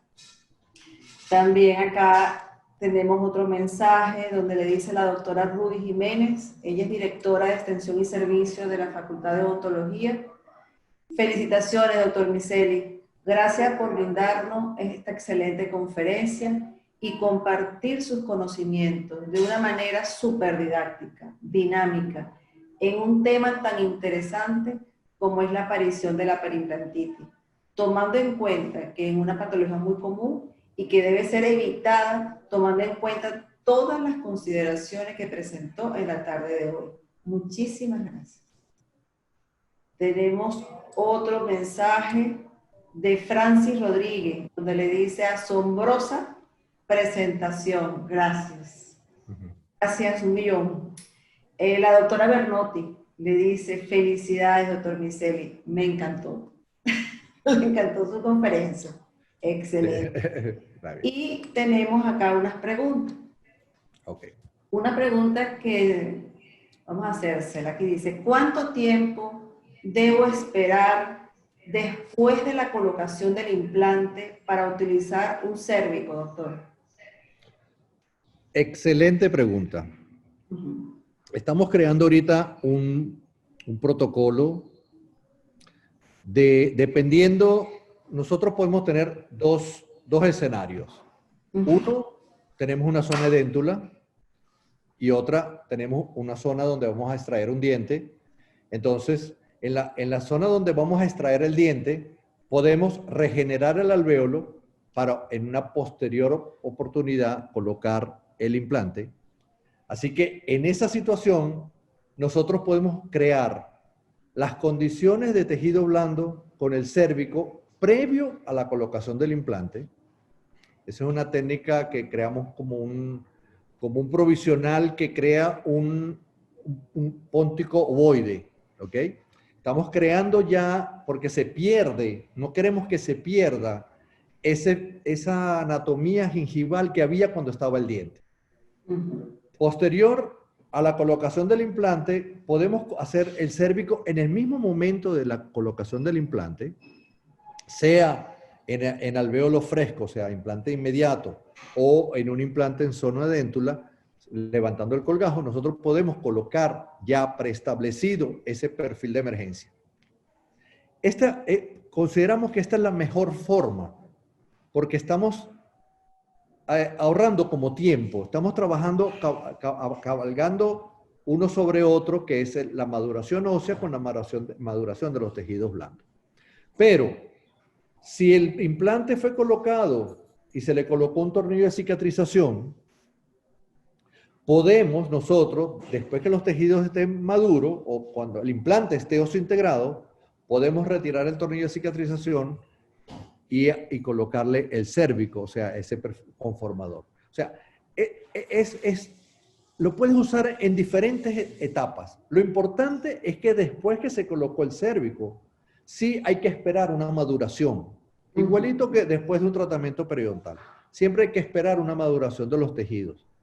Pudiésemos predecir que los tejidos van a responder bien y tomar la impresión en el mismo momento que estamos colocando el cérvico para conformar el perfil, haciendo que el poste de impresión tenga la misma forma del perfil. Lo hemos hecho, pero es una curva de aprendizaje. ¿Quiénes colocan implantes en carga inmediata? ¿Quiénes son los que colocan implante en alvéolo fresco?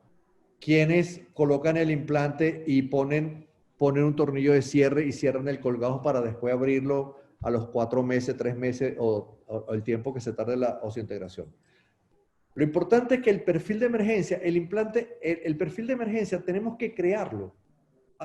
En algún momento lo vamos a tener que crear, pero no crearlo después que se tomó la impresión. Antes. Vamos a ir de la mano con la biología. Vamos a ir viendo que si tenemos que acelerar nuestro paso con la biología o tenemos que ralentizar, porque de repente la biología no está respondiendo como nosotros quisiéramos, o de repente la biología está respondiendo también que de verdad podemos acelerar las cuestiones.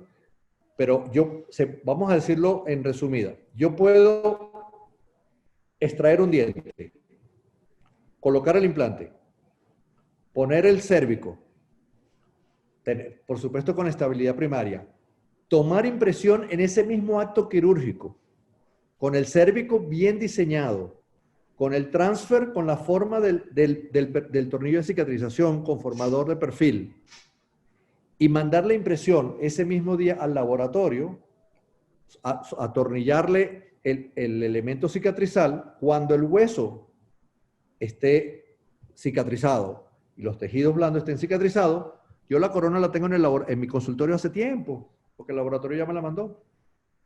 Y yo lo que tengo que hacer es destornillar el cérvico y colocar la corona, y en 2 citas yo puedo tener un resultado óptimo. Pero para llegar allí es una curva de aprendizaje.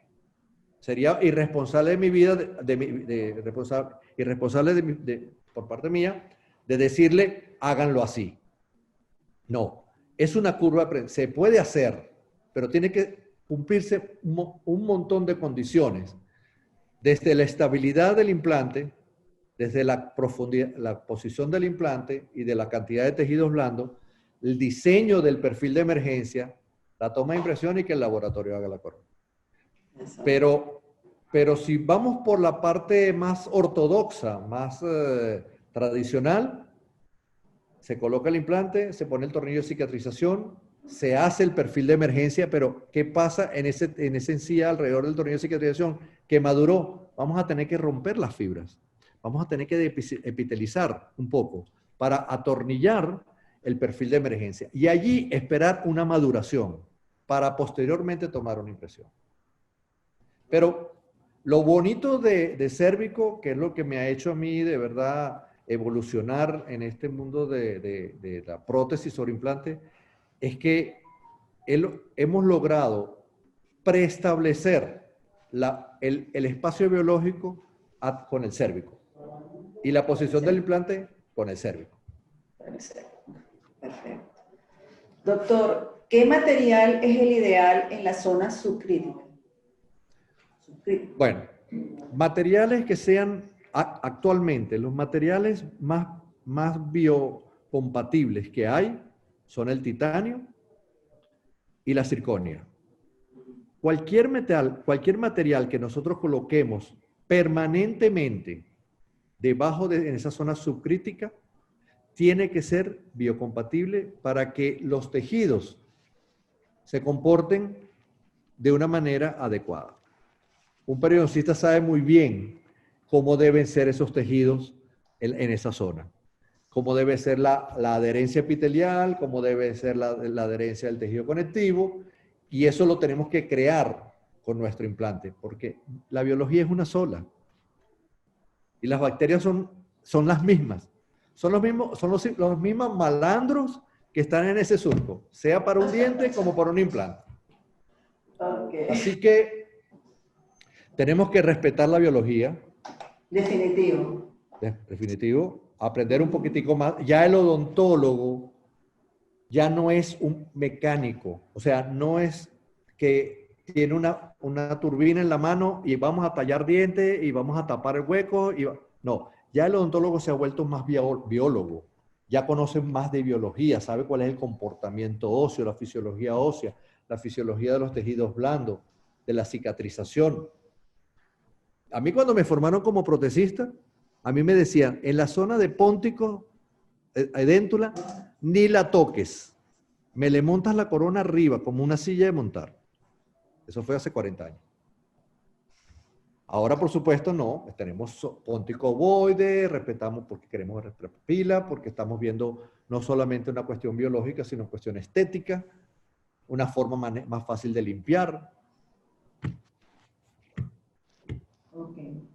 Doctor, una pregunta acá. En su experiencia en cuanto a la colocación de los implantes, dígame para usted cuál sería el más predecible en cuanto a cantidad de tejido blando y en cuanto a la colocación subrectal. Definitivamente, ¿cuál sería el más predecible? Bueno, el más predecible es que tenga espacio biológico. O sea, que tenga espacio. Si es un diente de extracción inmediata y colocación inmediata, que ese espacio biológico exista. Que la cresta ósea esté en la posición correcta. Si ha perdido cresta ósea por una fenestración o por una fisura, algún problema endodóntico o periodontal, vamos a tener que regenerar ese alvéolo. Pero lo que tenemos que ir a buscar es un espacio mucoso suficientemente grueso y una cresta ósea suficientemente gruesa para que el implante esté siempre dentro del hueso del punto de vista vestíbulo palatino o vestíbulo lingual y en una altura, una profundidad suficiente para tener esos 3 o 4 milímetros de tejido mucoso. Para conformar ese perfil de emergencia. Y recuerden que el momento que ustedes colocan la corona, dependiendo del festoneado, la forma que tiene la corona, puede ser que ustedes le estén quitando 1 milímetro, milímetro y medio a ese volumen de tejido, porque ustedes están creando un nuevo festoneado gingival. Exacto. Que mientras más tejido tengamos, mejor. Ok, doctor, aquí le voy a leer unos mensajes que le han dejado. Claro y preciso, excelente conferencia. Nos complace su presencia en este ciclo de conferencia de nuestra facultad. Agradecidos siempre. Esta es la doctora Carmen Ucero, directora de investigación de la Facultad de Odontología de la Universidad de Carabobo. Muy agradecido, muy agradecido. Aquí le dejo otro mensaje, nuestra directora de docencia de la Facultad de Odontología. Excelente ponencia, doctor Alberto Miceli. Felicidades. Donde siempre destacó lo fundamental de la planificación y el conocimiento de la biología para el éxito del implante y evitar, por supuesto, la perimplantitis. Son mensajes que le han dejado, muy lindos. Qué bonito, qué bonito. Me siento bien emocionado, de verdad que sí. Ajá, que nos hace, bueno, seguir adelante en esta planificación de los ciclos. Exactamente, exactamente. Bueno, quiero decirle que muchas gracias. Quería agradecerle su invitación, la oportunidad que me dio y le dio también a la doctora Bernotti para estar en este ciclo, aún no siendo de la Universidad de Carabobo, sino de la Central. La universidad es hermana de la Universidad Central. Es más, la unión hace la fuerza. Más en estos momentos. Tenemos que estar unidos para poder ser fuertes. Claro que sí. No puedo dejar de leer este mensaje de la doctora Doris de Macedo. Buenas tardes, felicitaciones por su conferencia. ¿Cuánto tiempo dura en boca los implantes? ¿Cuánto duran los implantes? ¿Cuánto tiempo duran en boca los implantes? Hasta el final. Hasta el último día, ¿verdad? Hasta el último día, hasta el último día. Ojalá fuera, bueno, lo que hemos visto, Su experiencia. mi Me imagino que experiencia, por su experiencia, doctor. claro, mi experiencia. Me gustaría viajar en el tiempo, en el futuro, y con todos los conceptos que yo tengo ya en este momento, en el presente, pero ya venimos con unos varios años haciéndolo. Quisiera viajar en el tiempo 15, 20 años para poder decir los implantes están en su posición, los implantes no han perdido hueso, los implantes están. Pero si voy retrospectivamente, hay implantes que no han perdido hueso en 15 años. Yo tengo una charla de mi experiencia en la implantología, éxitos y fracasos, donde yo muestro cómo implantes han perdido hueso y lo analizo el por qué y cuáles han sido los implantes que no han perdido hueso y los tejidos se han mantenido. Exacto. Así que lo que yo le puedo decir a la doctora, ¿cuál es el nombre? Ya le digo. Se llama Doris de Macedo. Doris de Macedo. Creo conocerla. Por lo menos Sí, lo he visto en el Facebook o en el Instagram. Ok. Le puedo decir, Doris, los implantes cada vez son más exitosos. Cada vez más. Pero tenemos que hacer las cosas como se debe. Y no tirar flechas con la luz apagada. Vamos a tratar de hacer las cosas como se debe. Bueno, fíjese que aquí, esto es un mensaje que deja una directora de nuestra facultad, directora de biblioteca, pero que va como anillo al dedo. Definitivamente, maravillosa exposición. La relación entre la histología y la restauradora es la base del éxito. ¿Qué le parece? Así es. Así es. Por eso digo que el odontólogo se ha vuelto más biólogo, más histólogo. O sea, tiene que, la histología la habíamos dejado para los días de la facultad. Y después cuando íbamos para la clínica éramos otra cosa. No, ahora sabemos más de histología, sabemos más de fisiología y eso es importante. Nos ha hecho mejores odontólogos. Y más respetados. Más respetados. Que eso es importante. Eso es importante. Cada día más. Sí. Doctor, la doctora Marianela Rodríguez le dice acá, excelente conferencia, muy enriquecedora. El doctor Juan Useche le dice, muchas gracias por tan pedagógica ponencia. Desde Barquisimeto, el doctor Useche. Muchas gracias, muchas gracias. Y ustedes de todos lados acá me están mandando felicitaciones y diciéndole, bueno, lo maravillosa, la verdad, de lo didáctica y clara de su conferencia. Entonces, mire, muchas gracias, muchas gracias. Quiero reiterarle para el día de mañana una invitación para que participemos en el cierre del ciclo. Perfecto. El doctor Calatrava va a estar de 3 a 4 y media aproximadamente y después viene el cierre, donde participará también la doctora Ilia Costa, nuestra decana, para la entrega de credenciales y para que ustedes como conferencistas puedan emitir cualquier comentario también acerca de su experiencia en este ciclo. Será un honor. También quisiéramos invitarlos, no sé para cuándo podría ser, como le dije anteriormente, en un futuro congreso que tengamos planificado, así sea online, vamos a ver cómo va a ser. Cuente con eso seguro. Puede ser online. Cuente con eso. Y podamos contar con usted y con su esposa, la doctora Ana Luisa Bernotti. Bueno, muchas gracias, muy amable. Y de parte de ella y mío, de verdad, los felicito por este gran trabajo que están haciendo para seguir... Aquí está la doctora Bernotti. De seguir enseñando, a pesar de estas vicisitudes, de que la universidad, la facultad está cerrada y que no podamos todavía atender nuestros pacientes como se debe, pero es una manera de nosotros recrearnos, de volver a crear una forma de aprendizaje, y este es un medio increíble, es increíble, Sí, sí increíble, lo es. de verdad que sí. Bueno, doctor, entonces nos Bueno, despedimos.